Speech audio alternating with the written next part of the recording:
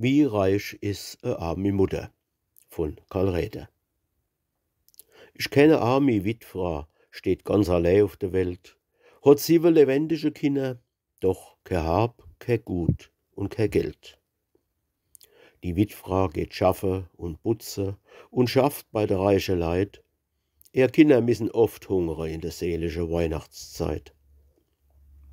Bei gequälte Grumbeere und Kaffee, da sitzen sie blass und bleich.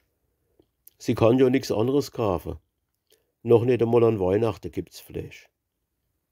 Ein reicher Herr hat's erfahren. Er hat weder Tochter noch Sohn. Der wollte er Jüngstes abkaufen. Da ruft sie, nicht für 1 Million. Wie reich is a armi Mutter, schätzt Kinder Millionen gleich. Hat 7 lebendige Kinder, is 7 Millionen reich.